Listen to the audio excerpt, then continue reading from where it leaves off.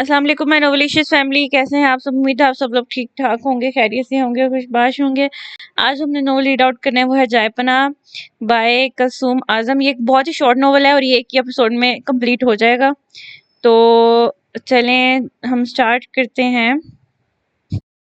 چاند کی چاندنی میں پورا گاؤں نظر آ رہا تھا اور لگ اس قدر خوبصورت اور سحر انگیز رہا تھا کہ نظر ہٹانے کو جی نہ کرے۔ اچانک اس کی نظر گاؤں کی کچی سڑک پہ پڑی۔ وہاں کوئی آہستہ آہستہ چلتا جا رہا تھا اور پھر رک کے آگے پیچھے دیکھا اور پھر چل پڑا، بڑی سی چادر اوڑے اسی سے اپنا منہ چھپائے۔ وہ جلدی جلدی نیچے اترنے لگا۔ کچی سڑک پہ پہنچنے کے بعد وہ بنا آواز کیے چل رہا تھا۔ کچھ دیر چلنے کے بعد آخر وہ چور اسے نظر آ ہی گیا۔ اس کی پشت تھی زمرد کی طرف۔ زمرد مزید تیز تیز چلنے لگا۔ کتوں اور گدڑوں کی آوازیں مسلسل آ رہی تھی۔ چھپتے چھپاتے وہ بالکل اس کے قریب پہنچ گیا اور پھر جلدی سے اس نے ایک ہاتھ سے اس کی گردن پکڑی پیچھے سے اور دوسرے ہاتھ سے اس کا چادر میں لپٹا بازو، اور اس چور کی چیخ نکلی ایک دم، پر وہ چیخ کسی مرد کی نہیں تھی بلکہ کسی لڑکی کی تھی۔ زمرد ایک دم پیچھے ہوا اور اس کا رخ اپنی طرف موڑا۔ وہ جو کوئی بھی تھی ایک ہاتھ سے چادر سے منہ ڈھانپے اور آنکھیں زور سے بند کیے کھڑی تھی۔ ہاتھ چھوٹنے کا احساس ہونے پر اس نے اپنی آنکھیں آہستہ آہستہ کھولیں اور سامنے کھڑے شخص کو دیکھ کر پوری کی پوری آنکھیں کھل گئیں اور دونوں ہاتھ پہلوؤں میں جا گرے، جس سے اس کا نقاب بھی اتر گیا، اور زمرد ساکت کھڑا اسے دیکھتا رہا۔ دونوں بالکل چپ چاپ ایک دوسرے کو دیکھتے رہے، حیرت سے، بے یقینی سے۔ تم بھاگ جاؤ یہاں سے، وہ اس کا ہاتھ پکڑے کہہ رہا تھا۔ وہ کانپ رہی تھی، شاید رو بھی رہی تھی۔ پر میں ایسے کیسے؟ آپ میرے شوہر ہیں، میں آپ کو چھوڑ کے نہیں جا سکتی۔ چہرے پہ وحشت لے کے وہ بولی تھی۔ وہ پہلی دفعہ ہلکا سا مسکرا تھا اتنے وقت میں۔ اذیت ہی اذیت تھی اس مسکراہٹ میں۔ وہ مشرقی عورت تھی، شوہر چاہے جیسا ہو وہ اسے محبت کرنا نہیں چھوڑ سکتی تھی اور نہ ہی مشکل حالات میں اسے اکیلا چھوڑ سکتی تھی۔ شوہر تھا، ہوں نہیں، میں نے کہا نا بہت گنہگار ہوں، تم معاف کر دینا۔ وہ کچھ کہتے اسے موقع دیے بغیر وہ اسے جلدی سے لے کے خارجی دروازے کی جانب آئے اور اسے گھر سے باہر نکال دیا۔ رات کا اندھیرا چھٹنے ہی صبح کا سویرا دکھائی دیا۔ ہلکی ہلکی روشنی میں سورج اپنے آنے کا پتہ دے رہا تھا۔ گاؤں کے گھر زیادہ تر ٹین اور لکڑی کے تھے۔ آہستہ آہستہ ٹینیں نظر آنے لگی تھیں۔ ان گھروں کے ایک طرف بڑے سے کھیت دکھائی دیتے تھے اور ان کھیتوں کے بیچ بنے راستے میں ایک 23-24 سالہ ایک شخص دوڑتا ہوا دکھائی دے رہا تھا۔ بنا رکے، بنا ارد گرد دیکھے وہ بس دوڑتا جا رہا تھا۔ روشنی اب پوری طرح پھیل چکی تھی پر سورج ابھی دکھائی نہیں دے رہا تھا۔ وہ گاؤں کو کہہ رہا تھا، مزید چند منٹ انتظار کے بعد ہی میں اپنا دیدار کروا سکوں گا۔ وہ شخص اب پہلے سے بھی تیز بھاگ رہا تھا۔ بھاگتے بھاگتے وہ گاؤں کے آخری کونے میں پہنچا اور رک گیا۔ اپنی گردن اٹھا کر اس نے اوپر کی طرف دیکھا۔ درخت کی چوٹی پہ دھوپ کی کرنیں پڑی تھی۔ اس نے رخ پیچھے کی طرف موڑا اور آسمان کی طرف دیکھا، وہاں سے سورج نظر آ رہا تھا۔ آج پھر ہار گیا میں۔ ہاتھ میں پکڑے پتھر کو زور سے نیچے پھینک کر واپس گاؤں کی طرف دوڑ لگا دی۔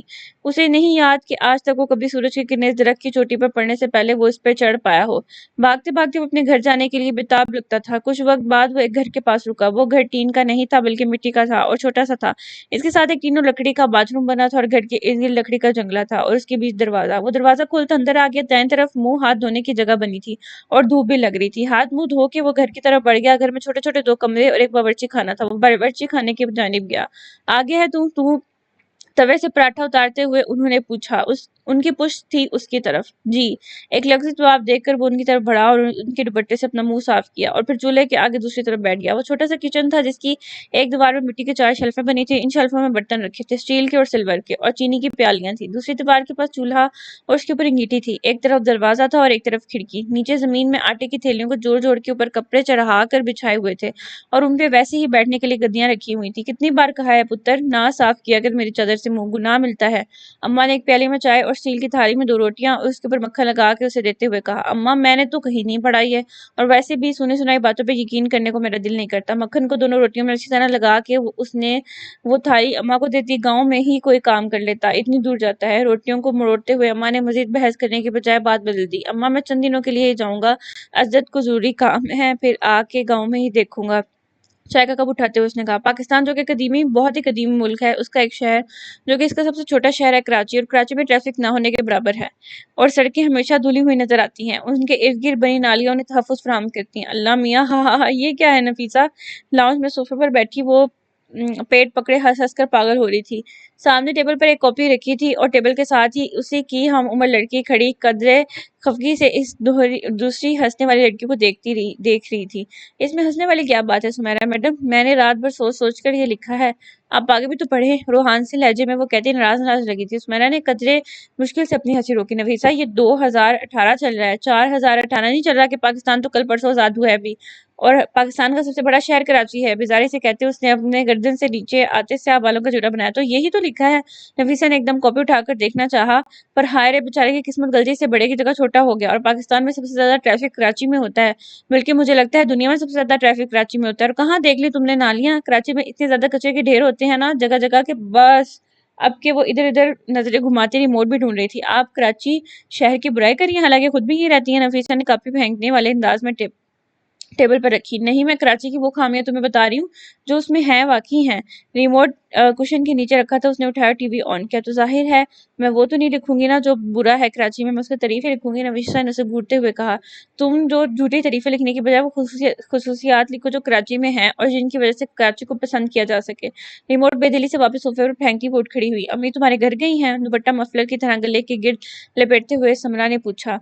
गंदमी रंगत, गहरी सी आंखें और आंखों पर बड़ी बड़ी स्याह पलकें और आंखों के नीचे गोल सा तिल, बारीक होंठों पर गुलाबी लिप ग्लोज लगाया था और गोल मटोल चेहरे पे हल्का फुल्का सा मेकअप कर रखा था। जीन्स पर लंबी सी स्याह रंग की कमीज पहने वो अच्छी लग रही थी। हाँ, नफीसा ने नाराजगी से कहा, इन्हें बता देना मैं कहीं जा रही हूँ, वापस आ जाऊंगी मगरिब तक। लाउंज से निकलते अपने कमरे से बैग उठाया और वापस बाहर आते हुए कहने लगी। नफीसा कुछ नहीं बोली, बस समरा जो आगे चलती हुई घर के बाहर दरवाजे की जानिब चल रही थी उसके पीछे चलने लगी। अब वो दोनों साजीने उतर रही थी।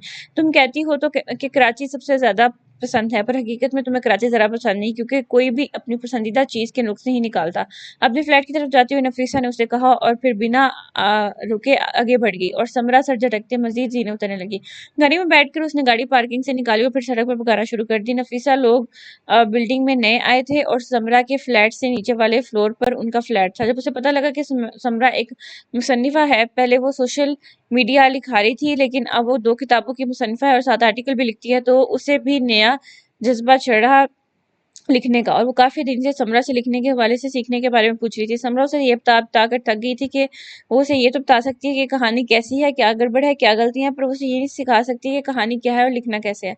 और आज जब नफीसा कुछ लिख कर लाई तो वो लाख कोशिश के बावजूद अपनी हंसी को काबू नहीं कर सकी। उसे तो खुद 2 साल पहले पता चला कि उसके अंदर ये हुनर है। 2 साल पहले उर्दू में एमए करने के बाद से वो घर में फारिग ही रही थी। एक दिन बैठे बैठे पता नहीं क्या सूझी और उसने कलम और पेंसिल पकड़ लिया। अम्मा सो रही थी। 5 घंटे बाद जब वो लॉन से उठी तो वहां 10 से 12 कॉफी के कप पड़े थे टेबल पर। कॉपी और 2 पेंसिल, एक खाली और एक में आधी स्याही थी। फिर उसने देखते ही देखते फेसबुक पर आईडी बनाई और फिर काफी मुश्किल के बाद उसकी काफी तादाद में कारी हो गई और यही फिर उसका कैरियर बन गया। लेकिन अब 2 महीनों से वो बिल्कुल खाली और जहन बैठी थी क्योंकि उसका कुछ लिखने को दिल नहीं कर रहा था। गाड़ी हाईवे की तरफ चल रही थी। इर्द गिर्द देखते हुए उसके लब मुस्कुरा रहे थे। उसे कराची अपनी जान से ज्यादा प्यारा था। अक्सर वो अपनी अम्मी को कहती थी कि मैं आपको एक दिन कराची घुमाऊंगी। कराची रोशनियों का शहर था। उसे ऐसा लगता था कि रोशनी अगर कहीं है तो वो कराची में है, और अगर लोगों के मुर्दा दिलों को जिंदा करना हो तो उन्हें कराची ले आओ। अगर दुनिया में कोई चीज खूबसूरत है तो वो कराची का समंदर है। नफीसा ने उसे कहा था वो कराची में नुक्स निकालती है, जबकि नफीसा को सिर्फ ये बता रही थी कि जो चीजें कराची में हैं उन्हें उभारो, उनकी खुसूसियात लिखो, वो नहीं जो सिर्फ झूठ है। खैर, हर एक का अपना नजरिया। उसने सर झटका। उसके अलावा मुसलसल मुस्कुरा रहे थे। इर्द वक्फे वक्फे पर ढाबे नजर आ रहे थे। एक साइड पर गाड़ी रोककर अपना पर्स उठाकर वो गाड़ी से उतर गई। ढाबे की चाय पिए काफी अरसा हो गया था। ये छोटा सा ढाबा था, बल्कि एक दुकान थी और उसके बाहर थोड़ी सी जगह जहाँ 2 टेबल लगे थे। वो चलती हुई आई और एक कुर्सी पर बैठ गई। पर्स खोलते ही फोन निकाला, फिर पर्स की जेब बंद की और उसे टेबल पर रख दिया। एक चाय और नमक पारे। ढाबे के अंदर खड़े शख्स की मतलूबा चीज पूछने पर जवाब दिया और खुद फोन की तरफ मुतवज्जो हो गई। बस 2 मिनट मैडम, इस ढाबे वाले शख्स ने जवाब दिया। अम्मी के नंबर पर कॉल मिलाई और फोन कान से लगाया और बाएं हाथ से टेबल के किनारे को कुचलने लगी। वालेकुम सलाम अम्मी, मैं आ जाऊंगी अम्मी मगरिब तक। दूसरी तरफ से कुछ कहा गया जिसे सुनकर वो बेबसी से मुस्कुरा दी। मुझे नहीं पता अम्मी, मैं आजकल किसी तरफ गौर नहीं कर पा रही कि कुछ गौर करके जेन में लाऊं और उसे कागज पर उतारूं। बेबसी से कहती वो सड़क पार देखने लगी। ठीक है, मगरिब से पहले आ जाऊंगी, अल्लाह हाफिज कहकर कॉल काट दी और फिर वापस उठाई तो लम्हे भर को हैरानगी से ढाबे की तरफ जवान को देखने लगी। वो खुश शक्ल सा नौजवान था। बाल माथे पर बिखरे हुए बहुत ही खूबसूरत लग रहे थे। इस पे अलबत्ता वो जीन्स या शर्ट की बजाय कमीज शलवार में मलबूस था। वो हैरत से मुंह खोले उसे देखने लगी, इसलिए नहीं कि वो इस जवान पर आदमी पर फिदा हो गई थी, बल्कि इसलिए कि आज तक उसने ऐसा ढाबे वाला नहीं देखा था। इतनी धूप से भी उसका चेहरा झुलसा हुआ नहीं था, बल्कि गोरा चिट्टा था। आपकी चाय मैडम, टेबल पर चाय और नमक पारे रखते हुए उसने कहा। समरा ने जल्दी से अपना मुंह बंद किया। आप ढाबे वाले हैं? बेख्तियार उसकी जुबान से फिसला और फिर उसने जुबान दांतों तले दबाई। नहीं, मैं प्राइम मिनिस्टर हूँ। ये तो बस शुगर के लिए ढाबे पर बैठा हूँ। सामने वाले ने पहले हैरानगी से उसकी तरफ देखा और फिर कुछ सड़े हुए अंदाज में जवाब दिया। सरनफी में हिलाता वापस ढाबे की तरफ अंदर चला गया। एक बात ही पूछी थी, फ्री हो जाते हैं ऐसे लोग। अपनी हद तक मटाने के लिए वो गुस्से से बड़बड़ाए। मोबाइल का कैमरा खोलकर चाय और नमक पाड़े की तस्वीर बनाई। 1 2 3 एडिट कर लूंगी खुद से, एक बार फिर बड़बड़ा कर उसने मोबाइल टेबल पर रखकर चाय और नमक पाड़ों से इंसाफ करने लगी। अम्मी, आपको पता नहीं है ऐसे लोग ज्यादातर अपना फेस बदल बदल कर फिरते हैं, या तो कोई जासूस है या फिर कोई बहुत बड़ा मुजरिम। امی کے کمرے کی بالکنی میں بیٹھی وہ بازو ہلا ہلا کے امی کو سمجھا رہی تھی. اچھا ٹھیک ہے. امی نے بیٹھ کے صدر صحیح کرتے ہوئے اسے ٹالا. امی آپ میری بات کیوں نہیں سن رہی ہیں؟ سمرا روحان سی ہوئی. کیونکہ کل سے میں یہ سن رہی ہوں، میرا دماغ خراب ہو گیا تمہاری فضول باتوں سے. امی اس کی طرف مڑی اور اسے اچھی خاصی سنا دی. امی اپنی بہن ہے ان سن لینا. سمرا نے ان کے کاندھے سے میں باہوں کا حصار بناتے ہوئے کہا. ہٹ، کوئی بہن نہیں ہوں میں. اور تیرے باپ کا آج بھی فون آیا تھا. امی نے اسے پرے ہٹایا. وہ خاموشی سے کھڑی ہو گئی. تیری شادی کے لیے رشتہ ڈھونڈ رہے ہیں، بلکہ اپنے دوستوں کو انہوں نے تقریباً ہاں کر دی ہے. امی نے اس کے سر پہ بم پھوڑا. ہمیں یہ سب کہتے ہوئے نارمل نہیں لگ رہی تھی. کس حق سے وہ میرے لیے رشتہ ڈھونڈ رہے ہیں؟ کس حق سے؟ سمرا تلک ہوئی. تمہارا باپ ہوں، حق رکھتا ہوں اور اسی حق سے رشتہ ڈھونڈ رہا ہوں. دونوں نے بیک وقت دروازے کی جانب دیکھا. دروازے کے بیچ میں درمیانی عمر کا ایک مرد کھڑا تھا. اور ویسے بھی یہ فرض مجھے ہی نبھانا ہے، وہ کہتے ہوئے اندر آ گئے. یہ حق آپ کو پہلے کیوں نہیں یاد آیا جب ایک بیوی اور بچی کے ہوتے ہوئے آپ نے دوسری شادی کی تھی؟ یہ حق تب کیوں نہیں یاد آیا جب مہینے میں ہمارے پاس صرف 2 دن کے لیے آتے تھے؟ سمرا کی آواز اونچی ہو گئی تھی. یہ کس لہجے میں بات کری اپنے باپ سے؟ امی نے اسے جھڑکا. تمہاری شادی میرے دوست کے بیٹے سے ہی ہوگی اور میں کچھ نہیں سنوں گا، ورنہ پھر تم انجام جانتی ہو. آخری بات انہوں نے امی کی طرف دیکھ کے کہی. وہ جیسے ہوا کی رفتار سے آئے تھے کہتے ساتھ ہی ویسے واپس چلے گئے، اور وہ دونوں بھی خاموشی سے بیڈ پر بیٹھ گئی. انجام سے مراد کیا تھا وہ دونوں اچھی طرح جانتی تھی. آسمان پر آہستہ آہستہ بادل چھا رہے تھے. کراچی میں بارش کیا بادل بھی نظر آ جاتے تھے تو لوگوں کی خوشی دیکھنے لائق ہوتی تھی. ذرا ذرا بوندیں بھی زمین پہ گرتی تو لوگ اپنے گھروں سے باہر آ جاتے. وہ بھی اپنی امی کو لے کر بلڈنگ کے ساتھ بنے چھوٹے سے گراؤنڈ میں آ جایا کرتی تھی ہمیشہ. امی 2 منٹ بعد ہی بھاگ کر واپس چلی جاتی. آج جب وہ نیچے آئی تو امی کو وہیں گھر پہ چھوڑ آئی تھی، اور خود بھی یہاں کہاں جا رہی تھی اسے نہیں پتا تھا. کوئی باپ ایسے کیسے کر سکتا ہے؟ وہ بس یہی سوچتے ہوئے چلتی جا رہی تھی. پھر وہ رکی اور اپنا رخ پچھلے جانب مڑا. وہ نظریں اٹھا کر اوپر اپنے گھر کی جانب دیکھا. یہ گھر اسی کے باپ کے نام تھا. وہ پہلے بھی یہیں رہتے تھے. ایک کمپنی میں اچھی جاب بھی تھی. امی ابو اور ان کی 3 سالہ سمرا. خوشحال گھرانہ. پھر ابو نے دوسری شادی کر لی کمپنی کے مینیجر کی بیٹی سے، بنا امی کو بتائے، بنا اجازت لیے. پھر وہ ہر ویکینڈ پر آنے لگے اور آہستہ آہستہ یہ وقفہ لمبا ہوتا گیا، اور مہینے میں ایک بار، پھر 6 مہینوں میں ایک بار، اور پھر سال میں آنے لگے. اور اب بالکل آنا ہی چھوڑ دیا تھا. وہ بس پیسے بھیجا کرتے تھے. یوں جیسے پیسوں سے ایک بیوی کو اس کا شوہر مل جائے گا، یوں جیسے پیسوں سے ایک بچے کو اس کا باپ مل جائے گا. پیسوں سے اگر رشتے ملتے تو آج دنیا کا ہر انسان خوش ہوتا. اس نے نظریں نیچے کر لی، پھر سے مین گیٹ کی طرف چل دی. آہستہ آہستہ قدم اٹھاتی وہ پتہ نہیں کہاں جا رہی تھی. آسمان اب کالے بادلوں سے پھرتا جا رہا تھا. ایسا زیادہ تر نہیں ہوتا تھا. تھوڑے تھوڑے بادل آیا کرتے تھے اکثر، اور وہ بھی بنا برسے چلے جاتے تھے. سڑک پہ نظریں جمائے وہ کسی اور ہی جہان میں لگتی تھی. آنسو لڑیوں کی صورت آنکھوں سے بہ رہے تھے. آج بھی ابو کو اس کی پرواہ نہیں تھی. آج بھی وہ اپنا فائدہ دیکھ رہے تھے. یہ نیا رشتہ بھی جو بنا رہے تھے وہ بھی ایک سودا ہوگا. کاروباری انسان کاروبار ہی جانتا ہے. اس نے تلخی سے سوچا. اپنی بیٹی چھوٹی تھی اس لیے میں یاد آئی. اب وہ بس بھاگ رہی تھی بنا ارد گرد دیکھے. آہستہ آہستہ آسمان سے بوندیں بھی گرنے لگی تھی. پورے 2 ماہ بعد بارش ہو رہی تھی. اسے بارش میں بھیگنا پسند تھا، حد سے زیادہ. جب بارش ہوتی تو اسے لگتا اس کا ہر دکھ، ہر تکلیف ختم ہو گئی ہے، یا پھر یہ بارش اس غم کو بہا لے گئی ہے. پر آج اسے یہ بارش نظر ہی نہیں آ رہی تھی. اسے بس اپنے باپ کے الفاظ کانوں میں سور پھونکتے ہوئے محسوس ہو رہے تھے. انجام سے مراد کیا تھا وہ اچھی طرح جانتی تھی. ڈھابے پر بیٹھے بیٹھے جب وہ اکتا گیا تو باہر آ گیا. لگتا ہے آج آسمان کا برسنے کا ارادہ ہے. آسمان کی طرف دیکھتے ہوئے اس نے کہا. آہستہ آہستہ وہ چلتا ہوا سڑک پر آ گیا. سڑک پہ چھوٹی چھوٹی کنکریوں کو پتھر مارتے وہ چلتا جا رہا تھا. سڑک سنسان تھی کافی. اسے بارش بالکل بھی پسند نہ تھی، اس لیے جب ایک بوند اس کے اوپر گرنے لگی تو وہ واپس ڈھابے پر جانے کے لیے مڑا. یکا یکا بارشوں کی بوندیں اس پہ گری تھی. تیز تیز چلتے ہوئے اس کی نظر اپنے جوتوں پہ پڑی. ایک جوتے کا ٹسمہ کھل گیا تھا. آسمان کی جانب دیکھا اور پھر واپس اپنے جوتوں کی طرف، اور پھر کندھے اچکا کر وہیں بیٹھ گیا. تسمے باندھ کر جب وہ مڑا تو اسے لگا کہ اس کے کمر سے کوئی بھاری وجود ٹکرایا ہے. ایک دم پیچھے مڑا تو وہی ساکت ہو گیا. چند پل لگے تھے اسے پہچاننے میں اس وجود کو. پچھلے دن جو لڑکی ڈھابے پہ آئی تھی، جو اسے حیرت سے دیکھ رہی تھی جیسے وہ کسی دوسری دنیا میں آیا ہو. زمین پہ پڑی تھی. اس لڑکی نے اٹھنے کی کوشش نہیں کی، بلکہ وہیں زمین پر بیٹھ کر اونچی اونچی آواز میں رونا شروع کر دیا. دوسری طرف سمرا اپنے حواسوں میں ہی نہیں لگتی تھی. اس کا دل چاہ رہا تھا یہ بارش ہو اور اتنی ہو کہ اسے بہا لے جائے. محترمہ آپ ٹھیک ہیں؟ مرد اب حیرت سے نکل آیا تھا اور انسانی ہمدردی سے پوچھا. ضرور کوئی عشق کا چکر ہوگا اور بے وفائی کے بعد بیچاری آنسو بہا رہی ہے. اس نے ہمدردی سے سوچا، جبکہ سمرا نے کوئی جواب نہیں دیا. اسے سنا ہی نہیں تھا. اس کے کانوں میں بس اپنے باپ کی آوازیں گونج رہی تھی. بارش تیز سے تیز ہوتی جا رہی تھی اور ریموٹ کو جھنجھلاہٹ ہونے لگی تھی. محترمہ کیا آپ مجھے سن رہی ہیں؟ کوئی گاڑی کے اوپر سے گزر جائے گا، اٹھ جائیں اور اپنے گھر جا کے یہ رونے کا شکر فرمائیں. زمور نے اس دفعہ تھوڑا اونچا کہا. وہ پورا بھیگ چکا تھا. اچھا ہوگا کوئی گاڑی مار دے، جان تو چھوٹ جائے گی. ہاتھوں سے منہ چھپا اسے تلخی سے کہا، اور آنسو اور پانی، بارش کا پانی چہرے پر بہہ رہا تھا. اور گھر تو وہ ہوتا ہے جہاں ماں باپ دونوں ہوں، جہاں ماں سے بڑھ کر باپ اور باپ سے بڑھ کر ماں آپ کے لیے قربانیاں دے، جہاں باپ کو سال میں ایک دفعہ نہ آنا پڑے بلکہ وہ رہتا ہے اس گھر میں ہو، نہ کہ وہ جہاں باپ اپنے مفاد کے لیے اپنی بیٹی کو استعمال کرے. سمرا نے چلاتے ہوئے کہا، زور سے ہنسنے لگی اور پھر ایک دم سے رونا دوبارہ شروع کر دیا. وہ کیوں اس کے سامنے سب کہہ رہی تھی وہ انجان تھی. زمر خاموشی سے اس کے سامنے تھوڑے فاصلے پر بیٹھ گیا۔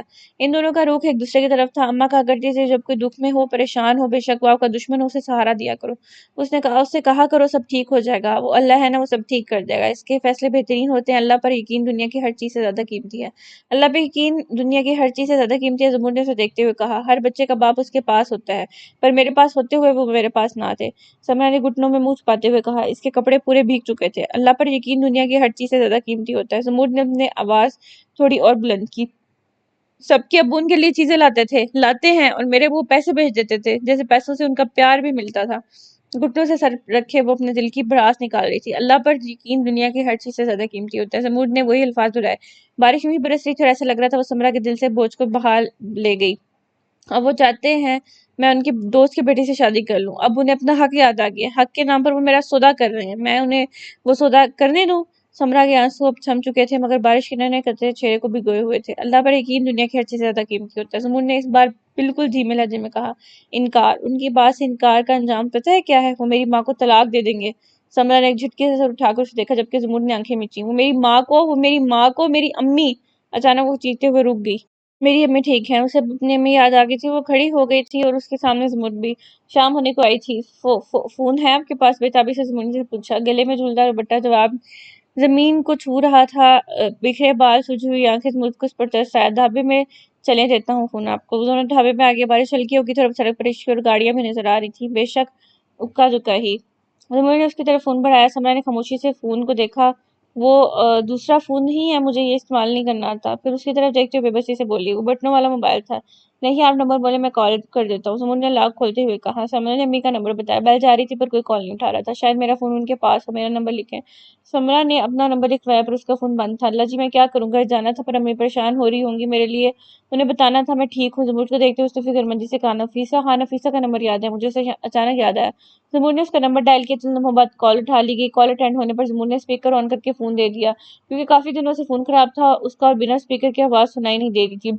ہیلو نفیسہ، میں سمرا بات کر رہی ہوں۔ سمرا نے جھپٹتے کے انداز میں اس سے فون لیا۔ سمرا، کہاں ہو تم؟ نفیسہ کی پریشانی میں ڈوبی ہوئی آواز اسپیکر سے باہر آئی۔ ہم آنٹی کو اسپتال لائے ہیں، ان کا بی پی بہت ہائی ہو گیا اور بے ہوش ہو کر اپنے کمرے میں پڑی تھی۔ نفیسہ نے اس کے سر پہ دھماکہ کیا۔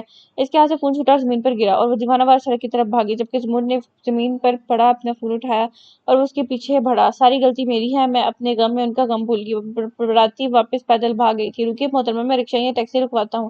زمرد نے اسے آواز دی پر وہ بنا سنے بھاگ رہی تھی۔ زمرد کی ایک دو آواز پر جب وہ نہیں رکی تو زمرد وہیں ٹھہر گیا، کیونکہ وہ جان گیا کہ وہ نہیں رکنے والے۔ ڈھابے پر آ کر اس نے دروازے کو تالا لگایا، شام ہونے والی تھی، اسے گھر جانا تھا۔ فون کے ساتھ اس نے زمین سے ایک اور چیز بھی اٹھائی تھی، وہ لاکٹ تھا، دل بنا ہوا تھا، اس کے ساتھ لمبی سی چین۔ اس نے وہ دل کھولا تو اس میں سمرا اور کسی خاتون کی تصویر تھی۔ زمرد فوراً پہچان گیا کہ یہ اس کی امی کی تصویر ہوگی۔ لاکٹ واپس بند کر کے اس نے جیب میں ڈالا اور گھر کی جانب پڑ گیا۔ 3-4 دن سے روز شہر جاتا ہے تو؟ زمرد خیر ہے نا؟ بڑے ماموں نے زمرد سے پوچھا۔ جی، تھوڑے عرصے عزت کی جگہ جاتا ہوں، اسے کچھ کام تھے، زمرد نے زمین سے گھاس کا تنکا توڑتے ہوئے کہا۔ وہ اور اماں بڑے ماموں کے گھر آئے ہوئے تھے اور چھوٹے ماموں کی فیملی بھی یہی تھی۔ ان تینوں کے گھر 5-5 منٹ کے فاصلے پر تھے، تو وہ اکثر بڑے ماموں کی صحن میں رات کو اکٹھے ہو جاتے اور کافی دیر تک باتیں کرتے رہتے۔ بڑے ماموں لکبیر اور ان کی اہلیہ روبینہ کے 2 بچے تھے، ایک 27 سالہ بیٹا فواد اور 21 سالہ بیٹی فاریہ، جبکہ چھوٹے ماموں امیر اور ان کی اہلیہ آسیہ کی ایک بیٹی تھی سمرین، جو فاریہ کی ہم عمر بھی تھی۔ فواد اور سمرین کا رشتہ طے تھا بچپن سے ہی، پر نہ تو اس رشتے سے فواد خوش تھا اور نہ ہی سمرین، پر فی الحال وہ خاموش تھے کہ منگنی کی بات جب چلے گی تو بات کر لیں گے۔ جب بڑے ماموں نے فاریہ اور زمرد کے رشتے کی بات کی تو تب زمرد 15 سال کا تھا۔ تب خود ہی اس نے یہ کہہ کر منع کر دیا کہ میں فاریہ سے شادی نہیں کروں گا، وہ میرے لیے چھوٹی بہنوں کی طرح ہے، اور بات سچ بھی تھی۔ زمرد سمرین اور فاریہ کے بالکل چھوٹی بہنوں کی طرح چاہتا تھا، ان کے ناز و نخرے اسی طرح اٹھاتا۔ پھر 1 سال پہلے فاریہ کا رشتہ ان کے ماموں کے بیٹے سے طے ہو گیا جو دوسرے گاؤں رہتا تھا۔ بڑے ماموں کا شہر میں کاروبار تھا، پر بڑے ماموں زیادہ وہاں ہوتے تھے، پر فواد کی پڑھائی کے بعد وہ زیادہ وہاں رہا کرتا تھا اور مہینے میں 2-3 دنوں کے لیے گاؤں آ جایا کرتا تھا۔ رات کے 8 بج رہے تھے، بڑے سارے لکڑیوں کی کرسیوں پر بیٹھے تھے، جبکہ چھوٹی پارٹی زمین پر، کوئی پتھروں پر تو کوئی گھاس پر۔ تم ڈھابا چلاتے ہو؟ چھوٹے ماموں نے حیرت سے پوچھا۔ جی۔ سمرین، تمہارا پرس لے آیا تھا میں شہر سے، صبح اماں سے لے لینا، میں بھول گیا لانا۔ انہیں ایک لفظی جواب دے کر وہ سمرین سے مخاطب ہوا۔ وہ اور فواد ایک طرف بیٹھے ہوئے تھے اور وہ دونوں دوسری طرف، اور درمیان میں تھوڑے آگے बड़ों की कुर्सियां थी। जी भाई, समीर ने इस बात में सर हिलाया। और मेरी चूड़ियां? फारिया ने भी दांत निकालते हुए पूछा। वो मैं भूल गया, माजरत खा लहजे में कहते उसने कान पकड़े, जबकि फारिया ने नाराज नजर से देखा। तुम जमीनों पर काम करो या फिर फवाद के साथ शहर चले जाया करो, वहां काम करो, और तुम अपनी जगह किसी और को ढाबे में भेज दो, बड़े मामू ने नरमी से उसे कहा। पर उन्हें सच में गुस्सा आया ये बात सुन के, जबकि बाकी सारे खामोशी से उन्हें देख रहे थे। मैंने इस जिद को जुबान दी है मामू, और दूसरा मैं भी सोचूंगा कि क्या करना है। वैसे भी बकरियां तो अब दो ही बची हैं, कुछ तो करना ही पड़ेगा। पर बेटा ढाबा, मामू ने कुछ कहना चाहा। क्या बुराई है ढाबे में लखमीर, और वैसे भी कोई काम बड़ा छोटा नहीं होता। अगर एक बंदा एक जूस का गिलास भी खुद से मेहनत करके बेचता है, उसके बदले से कुछ मिलता है, तो वो भी इंसान उस इंसान से बेहतर है जो हराम के कामों में पड़ा है। इस बार अम्मा ने ऊंची आवाज में कहा। वो काफी बुढ़ी हो गई थी, पर चेहरे पर रौनक यूं ही बरकरार थी। पुन्नूर चेहरा हमेशा से लगता था जैसे चेहरे पर चांद की चांदनी पड़ी थी हो। जबकि जबूर को वही लड़की याद आ गई, शायद वो इसीलिए ये पूछ रही थी कि मैं ढाबे वाला हूँ। बेख्तियार उसके लबों की मुस्कुराहट कुछ हुआ। ये जो हल्का हल्का मुस्कुराया जा रहा है, ये क्या राज है जो छुपाया जा रहा है? फवाद ने उसकी कमर पर मुक्का मारते हुए कहा। राज भी बताए जाते हैं क्या? मुस्कुराहट दबाए जमूर ने बेनियादी से कहा। हूँ मीसना, फवाद ने नाक से कुड़ी। जबकि जमूर हल्के हंसने लगा। हंसने से उसकी दोनों आंखों के गिर्द लकीरें पड़ती थीं।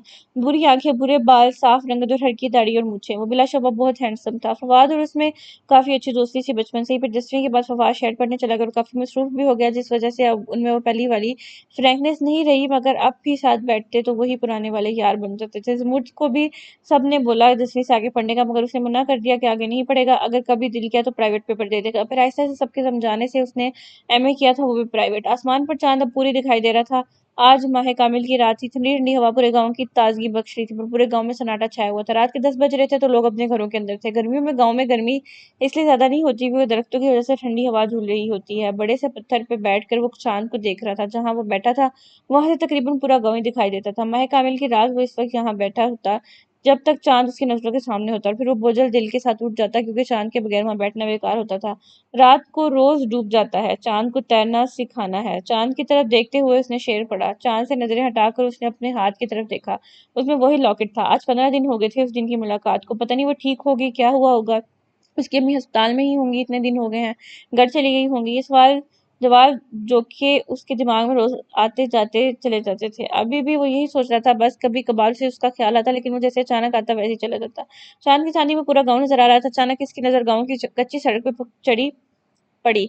वहां कोई ऐसे ऐसे चलता जा रहा था, फिर रुक कर आगे पीछे देखा और फिर चल पड़ा, बड़ी सी चादर ओढ़े, उसी से अपना मुंह छुपाए। जरूर कोई चोर होगा, या फिर शायद वही चोर हो जिसने हमारी बकरियां चुराई थी। लॉकेट जेब में डालकर वो उठा और जल्दी जल्दी नीचे उतरने लगा कि उस चोर को पकड़े। कच्ची सड़क पे पहुंचने के बाद वो बिना आवाज लिए चल रहा था। कुछ देर चलने के बाद वो आखिर उसे वो चोर नजर आ ही गया। उसकी पुश्त जमुर्द की तरफ। जमुर्द मजीद तेज से चलने लगा। कुत्तों की की आवाजें मुसलसल आ रही थी। छुपते छुपाते वो बिल्कुल उसके करीब पहुंच गया, और फिर जल्दी से उसने एक हाथ से उसकी गर्दन पकड़ी पीछे से, और दूसरे हाथ से उसका चादर में लिपटा बाजू, और उस चोर की चीख निकली एकदम। पर वो चीख किसी मर्द की नहीं थी, बल्कि किसी लड़की की। जमूद एकदम पीछे हुआ, उसका रुख अपनी तरफ मुड़ा। वो जो कोई भी थी, एक हाथ से मुंह से चादर धांपे और आंखें जोर से बंद किए खड़ी थी। हाथ छूटने का एहसास होने पर उसने अपनी आंखें आहिस्ता आहिस्ता खोली, और सामने खड़े शख्स को देखकर पूरी की पूरी आंखें खुल गईं, और दोनों हाथ पहलुओं में जा गिरे, जिससे उसका निकाब भी उतर गया। और जमूद साकत खड़ा उसे देखता रहा। दोनों बिल्कुल चुपचाप एक दूसरे को देख रहे थे, हैरत से, बेयकीनी से। चांद की चांदी में वो दोनों चांदी की कोई मूरत लग रहे थे। आप सकता टूटा, दोनों बैक वक्त बोले। आप यहाँ क्या कर रही हैं? जमूर ने हैरानगी से उसे पूछा। वो मैं आपको ढूंढते हुए यहाँ तक आ गई, सुमेरा ने नीचे देखते हुए कहा। मुझे? जमूर पे हैरानगी के पहाड़ टूट पड़े। फिर गिर देखा, ये जगह मुनासिब नहीं थी बात करने को, चले मेरे साथ। वो अपने घर की तरफ चल दिया, और समरा ने चादर पे दोबारा चेहरा ढांपा और उसकी पैरवी करते हुए उसके पीछे चलने लगी। घर में अम्मा जाग रही होंगी, ये उसे पता था। वो क्या कहेगा, ये लड़की कौन है? जमूर आगे चलता हुआ सोचने लगा। लकड़ियों का दरवाजा खोलते हुए अंदर आया, और समरा भी उसके पीछे होली। वो इधर उधर देखते चल रही थी। वो पहली बार किसी के गांव में आई थी। उसे ये पहला घर मिट्टी का नजर आया था। अगर वो पहले वाले हालात में होती तो गांव की जिंदगी पर जरूर लिखती, उसने सोचा। और इसके अंदर खूबसूरत घर तो हीरो या हीरोइन का घर बना देती। इतने खौफनाक हालात में भी उसने इस बात से लुत्फ दिया था। अम्मा, जमूर ने पुकारा। अम्मा जो उनकी तरफ पुश किए जमीन पर बैठी कुरान पाक पढ़ी थी, खामोश होगी। आज तो जल्दी आ गया। कुरान को बंद करके उसकी तरफ मुड़ी, और हैरत से जमूर के साथ खड़ी इस लड़की को देखने लगी। ये लड़की कौन है? कुरान को दीवार के साथ बनी छोटी सी शेल्फ पर रखती हुई इन दोनों की तरफ आ गई। अंदर चले, बताता हूँ। समरा को भी इशारा करके वो अंदर बढ़ गया।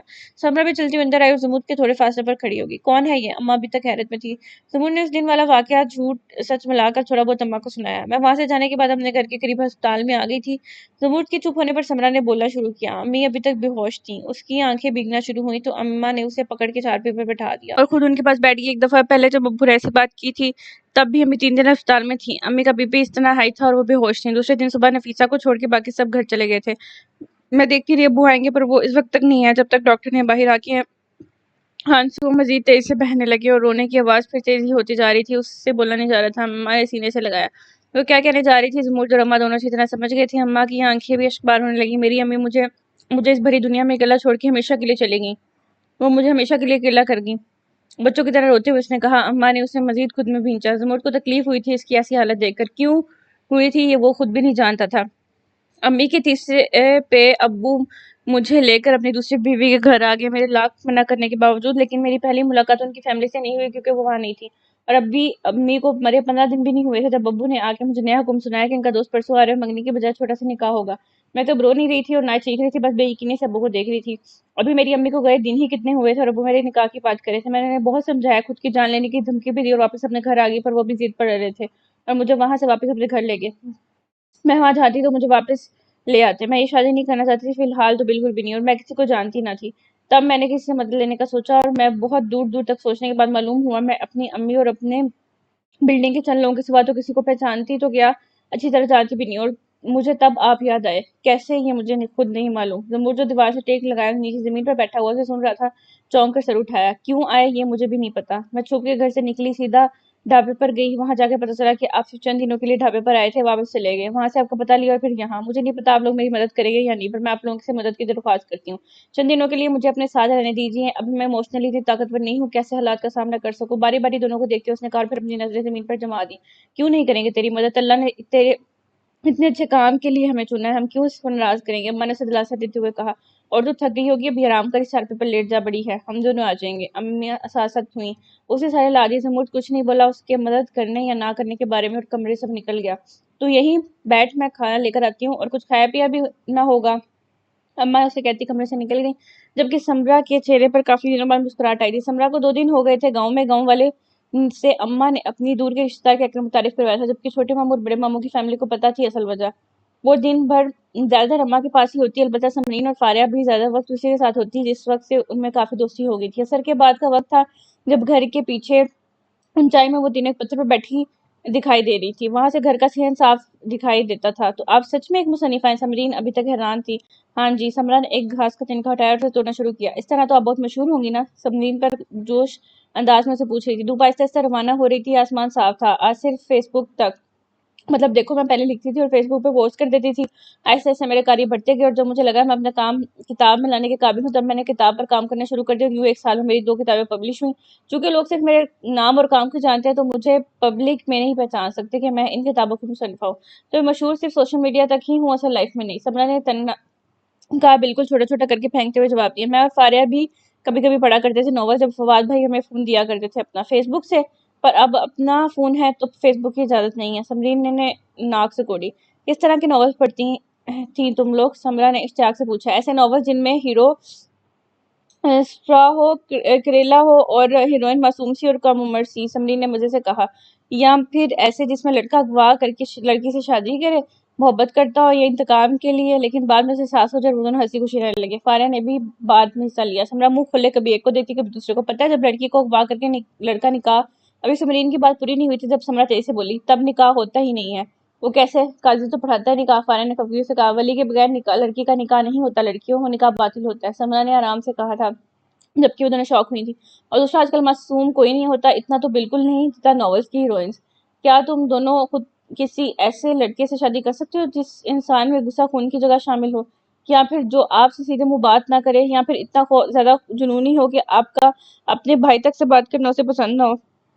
سمرا نے ابروج کھا کر ان سے پوچھا. ہرگز نہیں. وہ دونوں بیک وقت بولی. وہی تو, ہر رشتے میں اسپیس کا ہونا ضروری ہے, پھر چاہے وہ بہن بھائی کا ہو, ماں بیٹی کا ہو, باپ بیٹے کا ہو, دوستوں کا ہو, یا پھر میاں بیوی کا ہو. اسپیس نہ ہو تو دم گھٹنے لگتا ہے اس رشتے میں. اب وہ بہت نرمی سے سمجھا رہی تھی. رہی بات محبت کی, تو عموماً ہیرو کے دیکھنے کو ملتی ہے کسی ناول میں, وہ محبت ہوتی ہی نہیں ہے. محبت قربانیوں کا نام ہے. محبت احسار کرنے کو کہتے ہیں. محبت وہ ہوتی ہے جس میں خود کی چاہ سے زیادہ محبوب کی چاہ عزیز ہو. محبت ایسا جذبہ ہوتا ہے جو دل کو سخی کر دیتا ہے. محبت پا لینے کا نام نہیں, بلکہ محبت تو وہ ہے جس میں ہر چیز اپنے محبوب پہ لٹانے کی ہمت ہو. محبت وہ ہے جس میں اپنی خوشی کو اپنے محبوب کی خوشی پر ترجیح دی جا سکے. تم اور ہم محبت کو کہتے ہیں, میں تو کہیں پیچھے ہی رہ جاتا ہے محبت میں. محبت ایک ایسا لفظ ہے جس پہ وہ گھنٹوں بول سکتی تھی. ابھی بھی آنکھیں بند کیے وہ جانے کہاں پہنچی ہوئی تھی. واہ, آپ تو محبت کی میم سے لے کر تے تک ہر چیز پتہ ہے. سمرین نے شرارت سے کہا. کوئی نہیں, فواد بھائی سے شادی کے بعد تمہیں پتہ لگ جائے گا. انہیں تو ابھی سے پتا ہے۔ خیر، فارغ نے دانت نکالتے ہوئے کہا۔ فواد بھائی کی چمچی چپ رہو، فواد بھائی بھائی ہیں میرے، سمرین نے دانت پیستے ہوئے کہا۔ اماں تو کہہ رہی تھی تمہارا رشتہ فواد بھائی سے ہوا ہے اور جلدی منگنی ہوگی، تو تم اب بھائی کیوں کہہ رہی ہو؟ اب تو چھوڑ دو، سمرہ نے حیرانگی سے کہا۔ نہیں ہوگی منگنی، کیونکہ نہ ہی مجھے اس رشتے میں کوئی خوشی ہے اور نہ ہی میں منگنی کروں گی، اور فارغ کے مطابق یہی بات فہد بھائی بھی کہتے ہیں۔ سمرین نے ہوا میں بات اڑائی۔ اور ایسا کیوں؟ کیا تم لوگوں کی آپس میں نہیں بنتی؟ سمرہ نے وجہ جاننا چاہیے۔ نہیں ایسا نہیں ہے، دیکھیے جیسے زمرد بھائی نے فارغ کے لیے کہہ کر منع کیا تھا کہ وہ اسے بالکل چھوٹی بہن مانتے ہیں، تو بالکل ویسے ہی میں اور فواد بھی ہیں۔ سمرین نے تفصیل سے جواب دیا۔ سمرہ کو جانے کی سن کر خوشی ہوئی کہ زمرد کا رشتہ فارغ سے طے ہوتے ہوتے بچ گیا، لیکن ہمارے بھائی جیسا کوئی نہیں ہو سکتا، فارغ نے محبت سے صحن میں دیکھتے ہوئے کہا۔ ان دونوں نے نظریں بیک وقت صحن میں گئیں۔ زمرد لکڑی کا دروازہ کھولے اندر آ رہا تھا، بالکل سمرین نے بھی تائید کی۔ وہ چھوٹے ماموں کے ساتھ کھیتوں میں کام کروایا کرتا تھا، وہ اس وقت آ جایا کرتا تھا۔ ان دونوں کی نظریں اسی پہ تھیں اور تینوں کے لب مسکرا رہے تھے۔ کچھ لوگ آپ کی زندگی میں اچانک سے آ جاتے ہیں اور پھر لاکھ کوششوں کے باوجود زندگی سے نکل نہیں پاتے، کیونکہ انہیں کہیں جانے کی اجازت نہیں دیتا۔ سمرہ نے زمرد کو دیکھتے ہوئے سوچا۔ زمرد اندر گیا اور پھر کچھ دیر بعد واپس آیا۔ وہ جانتی تھی کہ وہ مسجد آ رہا ہوگا، اتنا تو اس کی عادت کو جان کی تھی۔ بہت اچھے ہیں نا؟ سمرین نے سمرہ کو دیکھتے ہوئے معنی کے لہجے میں پوچھا۔ پتہ نہیں، سمرہ نے مسکراہٹ دبائے زمرد کو دیکھتے ہوئے جواب دیا۔ تو پتہ لگائیں نا، دل سے ذرا اس بارے میں گفتگو کریں، فارغ نے ہنستے ہوئے کہا۔ تو سمرہ نے بس اسے گھورنے پہ اجتناب کیا۔ زمرد چلتے ہوئے رکا اور اپنی نظر اٹھا کر گھر کے پیچھے بڑے پتھروں کی جانب دیکھا تو وہ اسے تینوں نظر آئیں۔ وہ اسی کی طرف دیکھ رہی تھی۔ اس نے جلدی سے نظریں پھیری اور پھر آگے بڑھ گیا۔ بعض لوگ عجیب ہوتے ہیں، بنا کچھ پوچھے، بنا کچھ کہے آپ کے دل کی گہرائیوں میں اتر جاتے ہیں، انہیں اجازت تک لینے کی توفیق نہیں ہوتی۔ زمرد نے باہر نکلتے ہوئے سوچا۔ سمرہ جب واپس گھر آئی تو دیکھا اماں نماز پڑھی تھی اور وہ بھی ان کے سامنے ساتھ جائے نماز بچھا کر نماز پڑھنے لگی۔ نماز کے بعد قرآن پڑھتی تھی اور بلند آواز میں پڑھا کرتی تھی۔ وہ بہت ٹھہر ٹھہر کر پڑھتی قرآن، بہت خوبصورتی کے ساتھ، پر وہ مخارج صحیح سے ادا نہیں کرتی تھی۔ ابھی سورۃ الواقعہ مغرب کے بعد پڑھنے سے گھر میں فاقہ نہیں ہوتا۔ پڑھتے ہوئے انہوں نے بہت جگہ غلط الفاظ ادا کیے تھے۔ سمرہ کا دل چاہا انہیں کہے، پھر یہ سوچ کے انہیں بہت برا لگا وہ چپ ہو جاتی۔ اماں ایک بات کہوں؟ لیکن آج وہ چپ نہیں رہ پائی۔ سمرہ نے آہستہ سے کہا۔ کیا ہوا؟ اماں نے قرآن بند کیا۔ سورت مکمل ہو گئی تھی۔ اماں آپ قرآن بہت اچھا پڑھتی ہیں، پر آپ کے مخارج کافی کمزور ہیں۔ سمرہ ان کے پاس چارپائی پر بیٹھ گئی۔ ہاں مجھے پتہ ہے پتر، کیونکہ میں زمرد کی طرح نہیں پڑھتی، پر میں تو بوڑھی جان اس طرح پڑھ بھی کیسے سکتی ہوں؟ اماں نے بے بسی سے کہا۔ کیوں نہیں پڑھ سکتی؟ آپ بالکل پڑھ سکتی ہیں، دیکھیں میں بتاتی ہوں آپ کو۔ سمرہ نے پرجوشی سے قرآن ان سے لیا اور سورۃ ناس کھول لی اور پہلی آیت پڑھنے لگی۔ اماں نے بالکل ویسے پڑھنے کی کوشش کی۔ زمرد جو ابھی گھر آیا تھا، آتے ہی وہ یہ منظر دیکھ کے حیران رہ گیا۔ اماں بالکل چھوٹے بچوں کی طرح سمرہ کے پیچھے آیت پڑھی تھی۔ وہ وہیں کھڑا مسکراتے ہوئے اسے دیکھنے لگا۔ یہ لڑکی سب سے الگ تھی یا پھر اسے لگتی تھی؟ سمرہ کی سحر کن آواز اس کے کانوں میں رس گھو رہی تھی۔ صبح کا جالا ہر طرف پھیلا تھا تو ہر طرف قدرت کی خوبصورتی نظر آنے لگی۔ کھلکھلاتے ہوئے پھول اور پھولوں پر ملکہ کی شان سی بیٹھی تتلیاں، درختوں پہ پرندے بھی خوش گپتوں میں مصروف لگتے تھے۔ وہ تینوں ایک ساتھ لکڑی کے دروازے سے باری باری اندر آئے۔ میں سوچ رہا ہوں اب ہمیں شہر ہی شفٹ ہو جانا چاہیے امیر، تمہارے لیے بھی میں نے گھر دیکھ رکھا ہے، بس کسی دن چلو اور دیکھ آؤ۔ اچانک رک کر انہیں چھوٹے ماموں سے کہا۔ نہیں لکھمیر بھائی، میں شہر نہیں جانا چاہتا، اور نہ ہی اماں اور زمرد مانیں گی، اس لیے ہم سے کوئی ایسی امید مت رکھیں۔ ہاں البتہ اب بچوں کی عمر ہو گئی ہے تو ان کی شادی کا کچھ سوچ لیتے ہیں، پھر آپ لوگ شہر چلے جائیے گا۔ جبکہ ان کی بات سے ان کے پیچھے کھڑے فواد کا چہرہ پھیکا پڑ چکا تھا۔ چلو ٹھیک ہے، اماں سے بات کرتے ہیں اس بارے میں۔ بڑے ماموں نے واپس اپنے قدم آگے بڑھائے۔ السلام۔ بڑے ماموں نے باورچی خانے میں قدم رکھتے ہوئے سلام کیا، پر آدھا سلام ان کے منہ میں ہی رہ گیا۔ اماں کی پشت تھی باورچی خانے کے دروازے کی طرف، جبکہ زمرد کی دائیں جانب دروازہ تھا۔ ان دونوں نے مڑ کر دروازے کی طرف دیکھا، جبکہ سمرہ جو ابھی باہر جانے کے لیے کھڑی ہوئی تھی اپنی جگہ بالکل پتھر کی ہو گئی۔ تم؟ بڑے ماموں کی زبان سے پھسلا، جبکہ سمرہ ابھی تک ساکت تھی۔ چہرہ سفید پڑ رہا تھا اور ہر چیز اسے اندھیرے میں ڈوبتی ہوئی محسوس ہو رہی تھی۔ زمرد نے سمرہ کی جانب دیکھا اور اسے مردہ لاش لگی تھی۔ سمرہ! اس نے بے اختیار اسے پکارا۔ وہ پہلی دفعہ اسے نام سے مخاطب کر رہا تھا، پر وہ اسے اسی طرح کھڑی رہی اور پھر دھپ کی آواز آئی۔ وہ بے ہوش زمین پہ گر پڑی۔ سب اس کی جانب بڑے زمرد اسے اٹھانے کے لیے آگے بڑھا، لیکن پھر رک گیا۔ وہ کیسے اسے ہاتھ لگا سکتا تھا؟ بڑے ماموں تیزی سے آگے بڑھے اور اپنے مضبوط بازوں پر اسے اٹھایا اور اماں کے کمرے کی طرف بڑھ گئے۔ سب ان کے پیچھے گئے۔ اللہ خیر، کیا ہو گیا میری بچی کو؟ اماں بھی پریشان سی اس کے پیچھے لپکی۔ بڑے ماموں نے اسے چارپائی پر لٹایا۔ پانی لے آ گلاس میں پتر، اماں اس کے سرہانے بیٹھی ہوئی بولی۔ زمرد جلدی سے باہر نکل گیا۔ چھوٹے ماموں اور فواد بھی پریشان سے سمرہ کو دیکھ رہے تھے، جبکہ بڑے ماموں ابھی تک حیران سے کھڑے تھے۔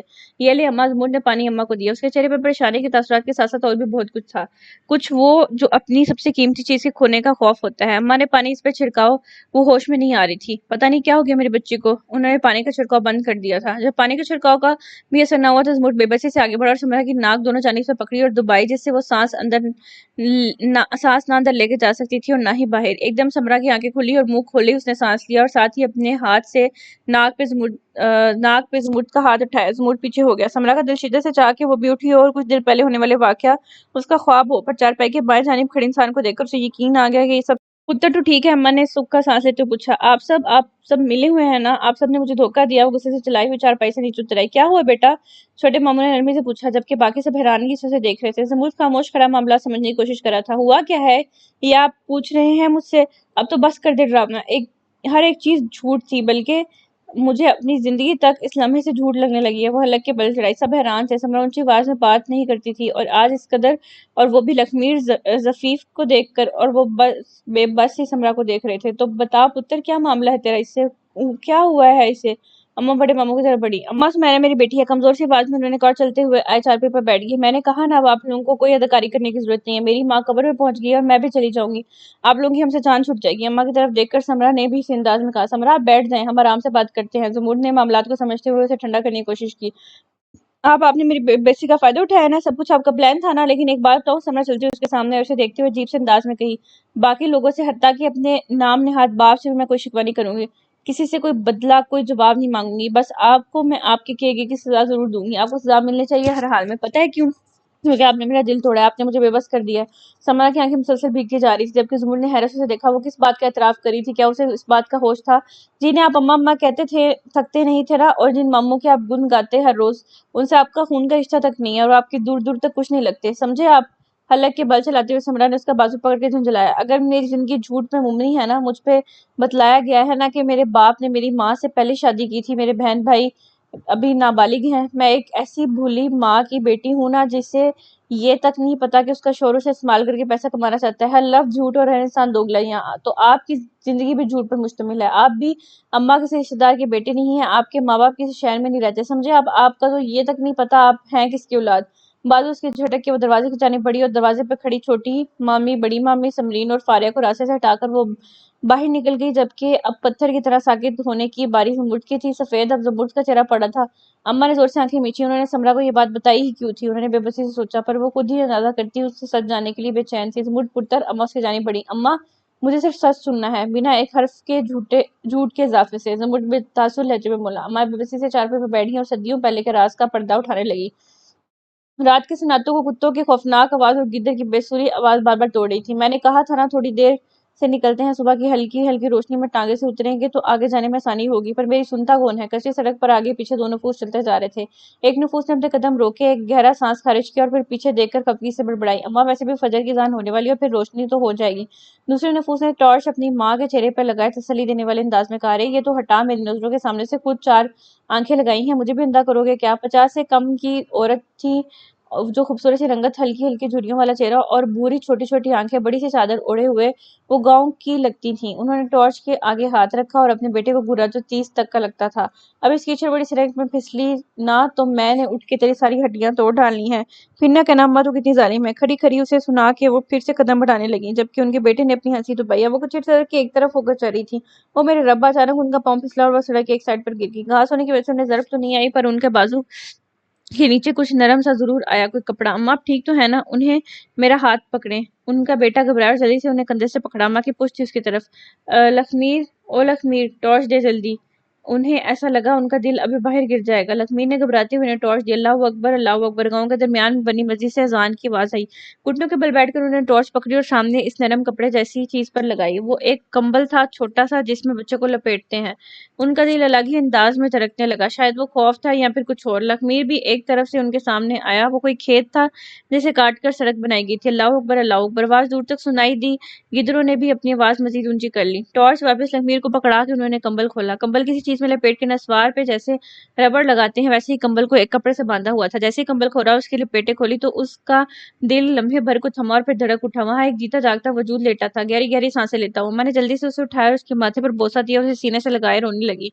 लखमीर हैरान से इस बच्चे को देख रहा था। पता नहीं लोगों के पास इतना बड़ा दिल कहाँ से आता है कि वो खुदा की नेमतों को यूं ठुकरा देते हैं। उनका लहजा कांपा। अम्मा पता नहीं किसका बच्चा है, चलें इसे यहाँ छोड़ के। ऐसा ना हो हम किसी मुसीबत में फंस जाए। लखमीर ने अंधेरे में इधर उधर देखा। अजान मुकम्मल हो गई और अब चिड़ियों की चहचहाट शुरू होने लगी थी। नीचे पड़ी सोई हुई सूटी उठाकर वो उसके सहारे उठी। मेरी शबनम बहन की बेटी का बच्चा है, समझ आई मैं क्या कह रही हूँ? अब वो संभल गई थी और आगे का सोच रही थी। अम्मा आप क्या कह रही हैं? हम उसे कहीं नहीं लेके जा सकते। लक्ष्मी ने नफी में सर लाया। तो फिर ठीक है, तो चला जा अकेले, मैं ये बैठी रहूंगी इसे लेकर, लेकिन इसके बगैर कहीं नहीं जाऊंगी। मैंने संजीदगी से कहा। अम्मा देखें, اگر کوئی اسے لینے آ گیا تو لکھمیر نے اب کی بار انہیں حقیقت دکھانی چاہیے. یہ جو رات کے اندھیرے میں اس معصوم جان کو یہاں پھینک کے گئے ہیں نا، وہ دن کے ظالموں سے یہاں ڈھونڈنے یہاں نہیں آنے والے. ایسے لوگ رات کے ستم ہی ہوتے ہیں، راتوں کو گناہ کر کے صبح خود پہ پار سائیکل لباس چڑھا کر پھر اکڑتے ہیں. ماں نے قدم آگے بڑھاتے ہوئے کہا. روشنی آہستہ آہستہ پھیلتی جا رہی تھی اور پھر دیکھتے ہی دیکھتے وقت گزرتا گیا اور زمرد بھی بڑا ہو گیا. اماں نے اس کا نام زمرد رکھا تھا. وہ نام انہیں اس بچے کے چہرے کو دیکھ کر بے اختیار ذہن میں آیا تھا. کیوں آیا تھا یہ انہیں خود نہیں پتا. زمرد چپ چاپ اس کمرے سے نکلا اور اپنے کمرے میں آگے بند ہو گیا. اماں اسے بتایا کرتی تھی کہ پیسے کی قلت کی وجہ سے اسے اور پانچویں اولاد کے بوجھ سے انہوں نے اماں کو سونپا تھا. وہ اکثر سوچا کرتا تھا کہ جب پالنے کی ہمت نہیں ہوتی تو کیوں لوگ بچے پیدا کر لیتے ہیں. تھوڑا بڑا ہونے کے بعد اماں نے یوں ہی ایک دن سے پوچھا تھا، زمرد پتر، کیا تو اپنے ماں باپ سے ملنا چاہتا ہے یا پھر ان کے پاس جانا چاہتا ہے؟ اب تو پیسے کی قلت بھی نہیں رہی انہیں. خدا نے دن پھیرے ہیں ان کے. اماں نے یہ کس تکلیف سے پوچھا تھا یہ تو وہ جانتی تھی. یا ان کا خدا؟ بالکل نہیں اماں، میں ان لوگوں کو دیکھنا بھی نہیں چاہتا. انہیں پتا ہونا چاہیے کہ پیسے تو ان کے پاس آ گئے ہیں لیکن ان کا بیٹا ہمیشہ کے لیے ان سے چھن چکا ہے. تلخی سے اس نے کہا. زندگی کیوں اتنی بے رحم ہے؟ آخری بار کمرے میں داخل ہوتے ہوئے اس کے ذہن میں آئی تھی جو بات وہ یہ تھی. جبکہ اماں اپنا چھٹکارا ہوا وجود لیے چارپائی پر آ بیٹھی. آپ نے کہا تھا آپ نے اسے طلاق دے دی. بڑے ماموں نے نظر اٹھا کر دروازے کی جانب دیکھا جہاں بڑی مامی کھڑی تھی جبکہ فارغ اور فواد ابھی تک سکتے میں تھے. سمرا ان کی بہن تھی کیا واقعی؟ میں تمہارے کہنے پر اسے چھوڑ ہی دیا تھا روبینہ، پر میں اسے طلاق نہیں دے سکا. وہ میری محبت تھی، میری بچی کی ماں. بڑے ماموں نے ان کے چہرے پہ نظریں جمائے کہا جبکہ بڑی مامی واپس دروازے سے ہی مڑی اور اپنے گھر کی طرف چلی گئی روتے ہوئے ماتمی حالت میں. جب انہیں پتہ لگا کہ شادی کا، تب انہوں نے بہت ہنگامہ مچایا تھا. بڑے ماموں کو ابھی تک یاد تھا ان کی میکے جانے کی دھمکی اور سارے رشتہ داروں کے سامنے ہونے والی بے عزتی کے ڈر سے انہوں نے اس سے کہا تھا کہ وہ اسے طلاق دے دیں. ان کی بات ہمیشہ ان دونوں کے بیچ ہی رہے گی. بڑے ماموں خاموشی سے چلتے ہوئے اپنے گھر کے پیچھے بڑے سے پتھر پہ بیٹھ گئے. روبینہ سے ان کی شادی پسند کی نہیں تھی، انہیں مجبوراً کرنی پڑی تھی بڑوں کی ضد کی وجہ سے. وہ کچھ دن گاؤں آتے اور واپس شہر چلے جاتے. یوں ہی سال سے زیادہ کا عرصہ گزر گیا. اس بار وہ گاؤں میں اپنے بیٹے کو دیکھنے کے لیے آئے تھے. مغرب کے ٹائم تقریباً وہ واپس شہر جانے کے لیے گاڑی میں بیٹھے اور گاڑی آگے بڑھا دی. گاؤں کی کچی سڑک پہ ان کی جیپ ڈول اٹھتی جا رہی تھی جب سڑک کے بیچوں بیچ انہیں کوئی شخص دکھائی دیا. وہ نیچے اترے اور جب وہ اس نفوس کے پاس پہنچے تو پتہ لگا وہ بے ہوش ہے. انہوں نے جلدی سے اسے اٹھایا اور اپنی جیپ میں ڈالا اور خود آگے ڈرائیونگ سیٹ پر بیٹھ گئے اور اسے دیکھا. سفید رنگ کا بے داغ چہرہ جو مرجھایا ہوا لگ رہا تھا، بڑی بڑی آنکھوں کے نیچے گہرے ہلکے اور لمبے سیاہ بال جن میں بل ڈالا گیا تھا لیکن بکھرے ہوئے تھے بہت. بڑی سی چادر اوڑھ رکھی تھی جو اب تک سر سے اتر چکی تھی. چادر بھی میلی ہو رہی تھی. انہوں نے گاڑی سٹارٹ کی اور شہر کی طرف چل دیے لیکن انہیں اس وجود کو دیکھ کر اپنا دل کچھ اور ہی کہانی سنائی دیا تھا. شہر جا کے اسے اسپتال میں داخل ہوتی اور پھر اسے ہوش آنے میں اسے کہانی سننے تک وہ ہر چیز سے بے پرواہ ہو چکے تھے. اور اس عرصے میں ان پہ یہ حقیقت آشنا ہوئی تھی کہ وہ اس ساجدہ نامی لڑکی سے محبت کر بیٹھے ہیں. ساجدہ یتیم خانے میں پلی تھی. پھر وہاں سے اسے ایک میاں بیوی جن کی وہ اولاد نہ تھی انہوں نے اسے گود لیا. 20 سال کی عمر میں شادی ہوئی. اس کے کچھ عرصے بعد ماں باپ کا کار ایکسیڈنٹ میں انتقال کر گئے. یہی نہیں، اس پہ حقیقت بھی کھلی کہ اس کا شوہر لڑکیوں کو اغوا کر کے انہیں ریڈ لائٹ ایریا میں بھیجنے جانے کے پیسے میں ملوث ہے. 2-3 دن بعد بہت جھگڑے ہوئے ان میں اور تنگ آ کے غصے میں اس کے شوہر نے اسے طلاق دے دی. طلاق کے بعد اسے اپنی غلطی کا احساس ہوا. وہ جیسے شخص بھی تھا ساجدہ سے اسے محبت تھی. ساجدہ شوہر کے گھر عدت پوری کری تھی جبکہ اس کا شوہر اپنے دوست کے ہاں ٹھہرا تھا. اس کا ارادہ ساجدہ سے حلالہ کے بعد دوبارہ نکاح کرنا تھا. پر جس دن اس کی عدت ختم ہوئی اس کے دوسرے دن اس دروازے پہ دستک ہوئی. وہ جو اپنا سامان پیک کری تھی چونکی. چہرے پہ خوف بکھرا. وہ دوبارہ کبھی اس آدمی سے شادی نہیں کرے گی جس نے اسے کہیں کا نہیں چھوڑا. طلاق کی عام بات تھی اور پھر ایسی لڑکی کو طلاق دینا جس کا پتہ ہو کہ اس کے آگے پیچھے کوئی نہیں ہے. محبت تو بہت تھی اسے اپنے شوہر سے، پر وہ کیا عزت نفس سے بھی زیادہ تھی؟ بالکل نہیں. کچھ دیر بعد دروازہ کھلنے کی آواز ہی اپنے پاس موجود دوسری چابی سے اس نے دروازہ کھول دیا ہوگا. ساجدہ نے جلدی سے کپڑوں کا بیگ بیڈ کے نیچے پھینکا اور چہرے سے پسینہ صاف کرتے ہوئے باہر آئی. اس کے شوہر کے ساتھ ایک اور مرد موجود تھا. پھر پتہ کیسے لگا وہ شاہ امیر ہے جس سے آج ہی ساجدہ کا نکاح ہے. اسے یقین نہیں آیا. اس کا سابقہ شوہر پاگل تھا یا ہو گیا تھا؟ وہ پہلے ہی اپنے شوہر سے ڈری ہوئی تھی. وہ کیسے کیسے جرائم میں ملوث ہے یہ بات اسے واقعی ڈرانے کے قابل تھی. اس نے منت سماجت کر کے اپنے لیے صرف ایک دن اور مانگا تھا تاکہ وہ اپنے آپ کو مینٹلی تیار کر سکے. اس کا سابقہ شوہر شیراز بڑی مشکلوں سے ہی لیکن آج اس بات کے لیے آمادہ ہو گیا تھا. وہ کیا کرے یہ سوچ سوچ کے وہ تھک گئی تھی. وہ دونوں آج یہیں رکے تھے. آدھی رات کے قریب جب وہ اپنا سیاہ بیگ ہاتھ میں پکڑے کچھ فیصلہ کر کے تیار کھڑی تھی کہ دروازے پہ دستک ہوئی بہت تیز آواز میں. ڈر کے مارے بیگ ہاتھوں سے نیچے جا لگا. ساجدہ دروازہ کھولو جلدی. اس کے شوہر کی سہمی ہوئی آواز آئی جو کہ بہت ہلکی تھی. اس نے دروازہ کھولا تو آنکھوں میں خوف وحشت کی صورت اختیار کرنے لگا. شیراز خون سے لت پت سامنے کھڑا تھا. ابھی وہ اس سے کچھ پوچھتے کہ شیراز نے اپنی جیب سے بٹوا نکال کے اسے دیا. ساجدہ میں نے بہت گناہ کیے ہیں اتنے کہ میری سانسوں سے زیادہ ہوں گے، پر ایک چیز جو مجھ سے بے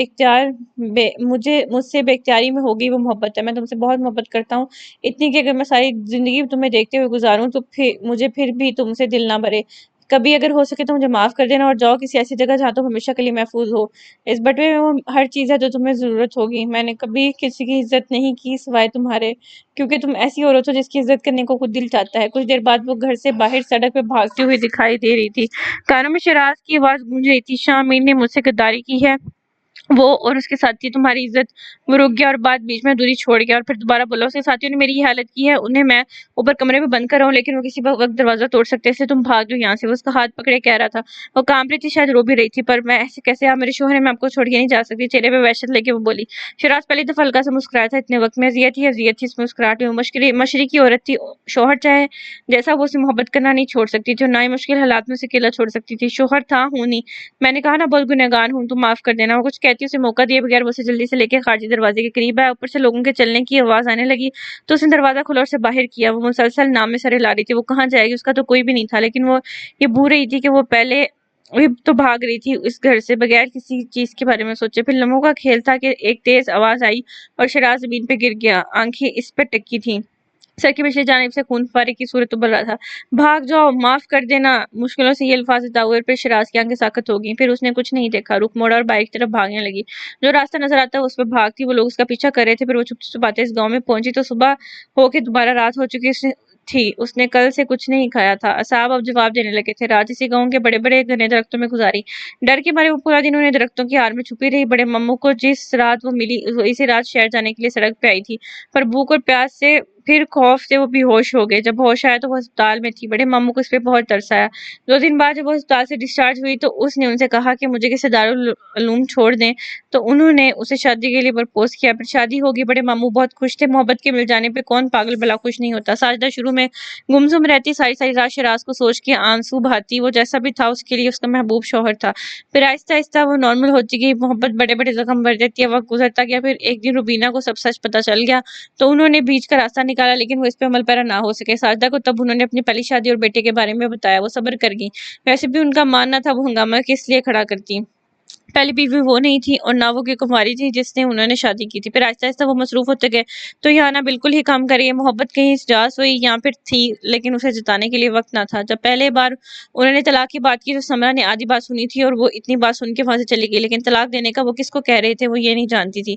جب ساجدہ نے اسے وقت نہ دینے اور اسے نظر انداز کرنے کا شکوہ کیا، ان میں تھوڑی بات بڑھی تو انہوں نے روبینہ کو طلاق دینے کا کہا۔ میں روبینہ کو طلاق دیتا ہوں تاکہ سارا مسئلہ ہی ختم ہو جائے۔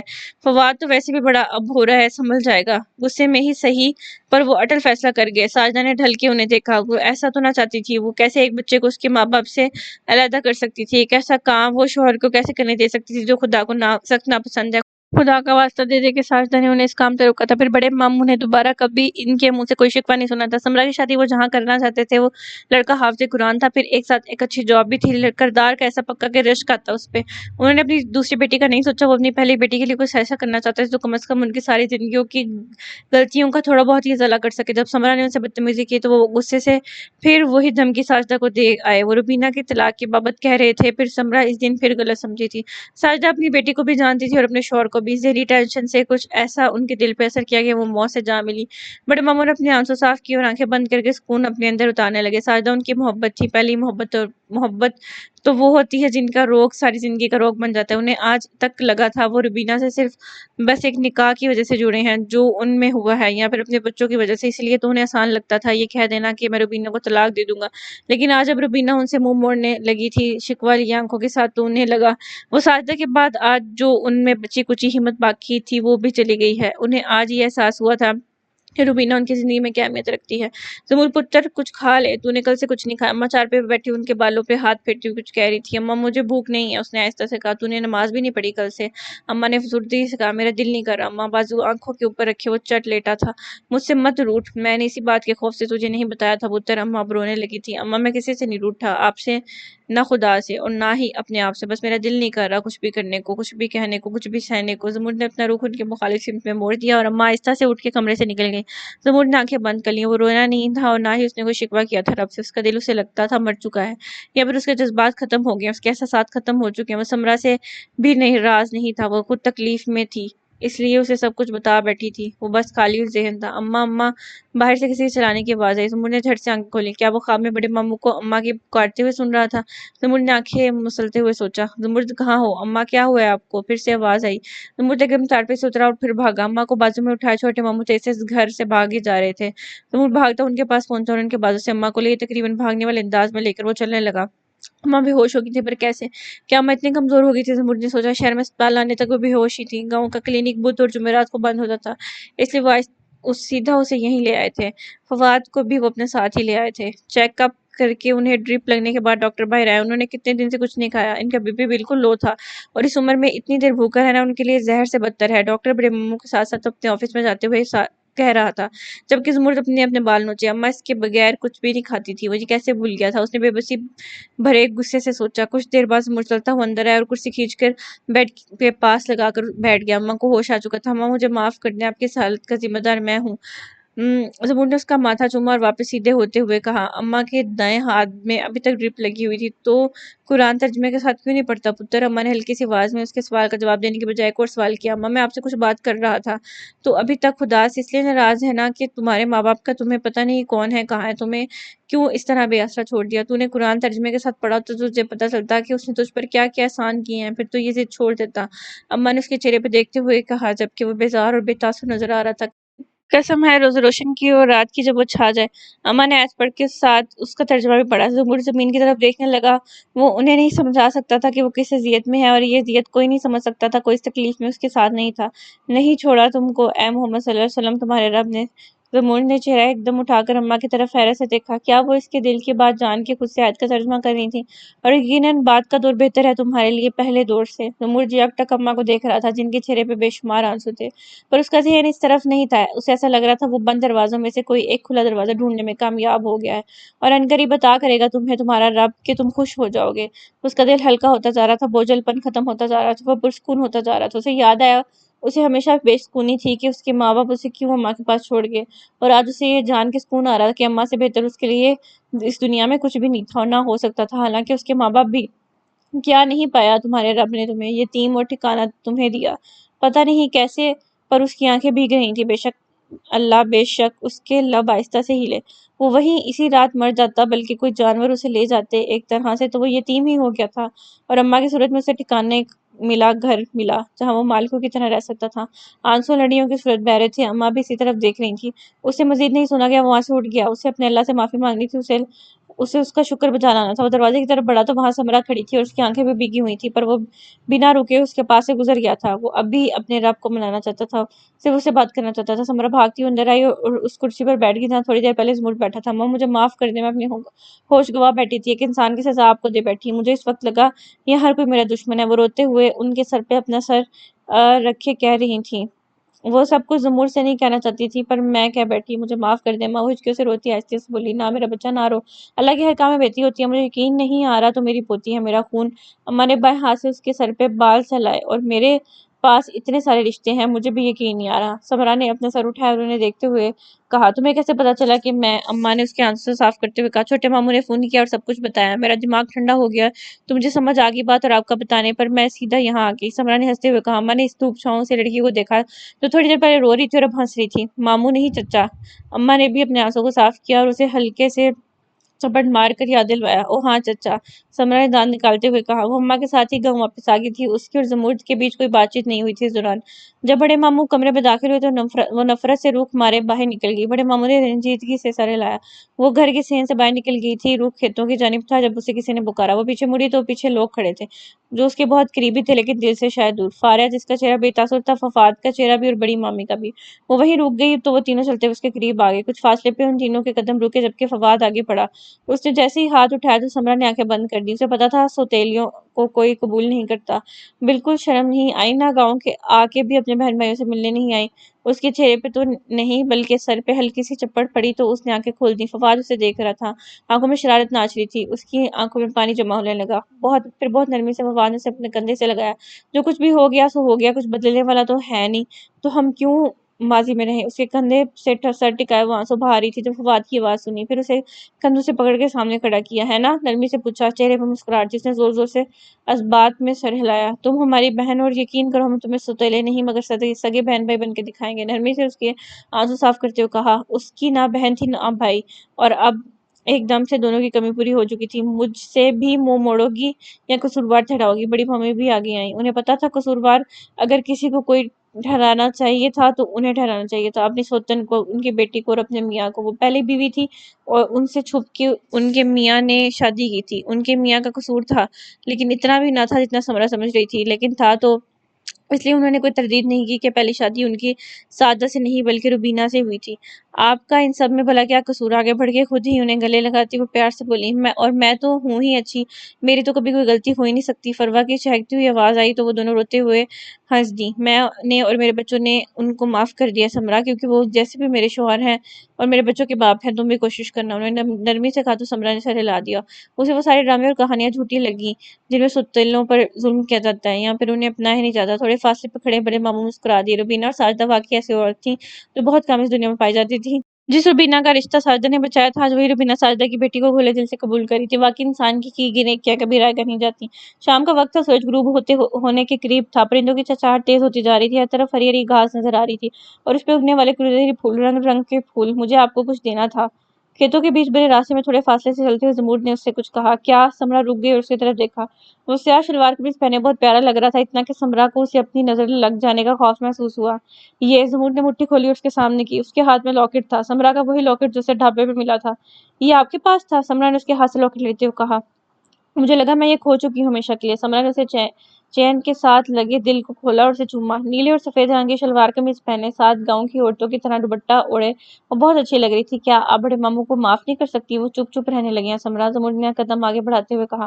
مجھ سے وہ بات مت کہیں زمرد جو میرے بس میں نہیں ہے۔ میں کوشش کرنے کے باوجود وہ سب کچھ نہیں بھلا سکتی اور نہ ہی انہیں معاف کر سکتی ہوں۔ سمرہ نے اداسی سے لاکٹ کو بند کرتے ہوئے کہا۔ لیکن ہاں، کبھی شاید مجھ میں وہ حوصلہ آ جائے تو میں سب اذیتیں بھلا کے انہیں معاف کر سکوں۔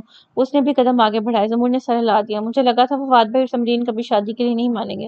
سمرہ نے واپس قدم اٹھاتے ہوئے کہا۔ ہاں ہاں، یہ گاؤں ہے، شروع میں ایسا ہی ہوتا ہے، لیکن شادی تو وہیں ہوتی ہے جہاں طے پائی ہوتی ہے۔ بھائی کہنے سے کزن بھائی تو نہیں ہو جاتا۔ زمرد نے ہنستے ہوئے کہا۔ میں تو حیران ہوں وہ اب فواد کو بھائی کہہ کے بھائی کے بغیر کیسے پکارے گی؟ اتنا عجیب لگے گا۔ سمرہ ہنس دی۔ کچھ پل خاموشی سے گزر گئے۔ مجھے نہیں پتا سمرہ محبت کیا ہوتی ہے، پر میں جو آپ کے لیے محسوس کرتا ہوں نا وہ کسی کے لیے نہیں کرتا۔ مجھے لگتا ہے آپ میری زندگی میں رہیں گی تو میری ہر خوشی دگنی اور ہر غم کم ہو جائے گا۔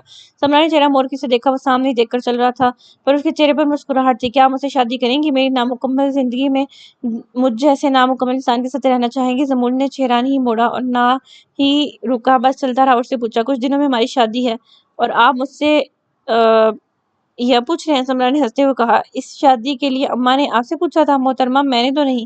زمرد نے اب بھی چہرہ اس کی طرف نہیں موڑا۔ زمرد کے منہ سے نکلنے والا محترمہ لفظ اسے اپنے کانوں میں رس گھولتا ہوا محسوس ہوا۔ ایک ڈھابے والے اور بکریاں چرانے والے سے شادی؟ سمرہ رک گئی اور سوچنے والے انداز میں اسے دیکھا۔ اس دفعہ زمرد نے مڑ کر سمرہ کی طرف دیکھا۔ بالکل۔ زمرد نے ہاں میں سر ہلایا، جبکہ دونوں کی آنکھوں میں مسکراہٹ، چہرے پہ ہزاروں جذبات تھے۔ بندہ کام جو بھی کرتا ہے پر دل کا اچھا ہے، اس لیے ہاں جی سمرہ آپ سے شادی کریں گی اور ضرور کرے گی، اور آپ کے ہر غم اور آپ کی ہر خوشی میں آپ کا ساتھ دے گی اور ہمیشہ آپ کے ساتھ رہے گی حتیٰ کہ ہمیں موت جدا کر دے۔ سمرہ نے اس کی طرف دیکھتے ہوئے کہا اور زمرد نرم سے مسکراہٹ کے ساتھ بنا کچھ کہے دوبارہ چلنے لگا اور سمرہ اس کے ساتھ ہو لی۔ ایک بات تو بتائیں، سمرہ نے شرارت سے کہا۔ پوچھیے۔ زمرد نے اجازت دی۔ شادی کے بعد بھی آپ مجھے آپ کہیں گے؟ بالکل، کیونکہ مجھے پسند ہے آپ کو یوں آپ کہنا، جیسے آپ مجھے آپ کہتی ہیں۔ زمرد نے مسکراتے ہوئے کہا۔ تو گاؤں کے لوگ کہیں گے توبہ توبہ، کیا زمانہ آ گیا، بیوی سے بھی آپ کر کے بات کرتا ہے یہ چھوکرا۔ سمرہ نے ہاتھ نچاتے ہوئے گاؤں کی عورتوں کی نقل اتاری، جبکہ زمرد ہنس پڑا۔ تو کیا ہوا؟ کہہ دینا آپ کے یہ چھوکرا اپنی بیوی کی عزت کرتا ہے اور اسی کے سبب اسے آپ کہتا ہے۔ وہ سامنے دیکھتے ہوئے ہی چل رہا تھا، مسکرا بھی رہا تھا اور مسکراتے ہوئے لگ بھی خوبصورت رہا تھا۔ سمرہ نے ماشاءاللہ کہا تھا۔ میں اس جگہ پہ ہمیشہ کے لیے پناہ لینے کو تیار ہوں، جو جگہ آپ کے لیے اور میرے لیے جائے پناہ تھی، ہماری مشکل وقت میں خدا کی طرف سے دی گئی جائے پناہ، سمرہ نے پراسرار انداز میں کہا۔ کچھ لمحوں بعد زمرد کی مسکراہٹ گہری ہوتی گئی۔ وہ کچھ بھی نہیں کہے گا، سمرہ کو پتا تھا، کیونکہ وہ کچھ کہہ ہی نہ پاتا۔ اس نے کسی لڑکے کو پہلی بار یوں ایسا دیکھا تھا جو محبت کا اعتراف کرنے میں بھی شرم کی وجہ سے جھجکتا، اور اگر اظہار کر بھی لیتا تو اس کی آنکھوں میں دیکھ کے کچھ نہ کہہ پاتا۔ جو کہانی آپ شروع کرنے والی ہیں اس کا کیا نام ہے؟ زمرد نے اسے پوچھا، لہجے میں اشتیاق نمایاں تھا۔ یہ بات نہیں تھی کہ اسے رائٹرز پسند تھے یا ناولز، بلکہ اسے یہ بات پسند تھی کہ سمرا رائٹر تھی۔ وہ ہمیشہ سے ایسے لڑکے کا خواہشمند تھا جو دنیا کے سہارے نہ ہو، جسے خود سے بہت پیار ہو، جو بولڈ اور کانفیڈنٹ ہو، جسے اچھا برا بتانے کے لیے جھجکے نہ، جس کی زندگی کا کوئی نہ کوئی مقصد ہو۔ وہی نام رکھوں گی میں اپنی کہانی کا جو ہماری کہانی کا نام ہے، جو زمرد اور سمرا کی کہانی کا نام ہے۔ سمرا نے کہا تو دونوں ہنس پڑے۔ دیکھ لیں، ایسا نہ ہو ہماری کہانی کے رائٹر برا مان جائے۔ کہانی کا نام سنانے پہ زمرد شرارت سے بولا، بالکل نہیں، برا مانے گی۔ وہ برا مان بھی کیسے سکتی ہیں؟ آخر کو میں ان کی کہانی کی ہیروئن ہوں، وہ بھی مصنفہ ہیروئن، معصومیت سے کہا گیا، اور پھر دونوں کے کہکے بڑی دور تک سنائی دیے۔ واقعی یہ جگہ جائے پناہ ہی تو تھی، پہلے ساجدہ کے لیے، پھر سمرا اور زمرد کے لیے، جو خدا نے انہیں بخشی تھی۔ دونوں کھیتوں کے درمیان ہی چلتے جا رہے تھے۔ سمرا کچھ بات کر رہی تھی، آنکھوں میں شرارت لیے، جبکہ زمرد نفی میں سر ہلاتا ہوا اس کی بات کی نفی کر رہا تھا۔ مسکراہٹ شاید اس شخص کی عادت تھی، اور سورج ان کی پشت پہ انہیں مسکراتا ہوا دیکھ رہا تھا، اور پھر غروب ہوتا گیا۔ پرندوں کی آوازیں مزید اونچی ہو گئی تھی، تتلیاں پھولوں سے نکل نکل کر ان کو دیکھ رہی تھیں، جو ساتھ پر فاصلے سے چلتے ہوئے ایک دوسرے کے لیے بنے ہوئے لگ رہے تھے۔ ختم شدہ۔ تو آج کا ناول یہ پر ختم ہوتا ہے، اور آپ لوگ، امید ہے آپ لوگوں کو ناول اچھا لگا ہوگا۔ آپ لوگ سجیشن دیں کہ میں کس طرح کے ناولز ریڈ کروں، اور جو نیکسٹ ناول ہے بہت ہی انٹرسٹنگ ہے۔ تب تک کے لیے آپ لوگ چینل کو سبسکرائب کریں اور لائک کریں، اور اپنا ڈھیر سارا خیال رکھیے گا۔ اللہ حافظ۔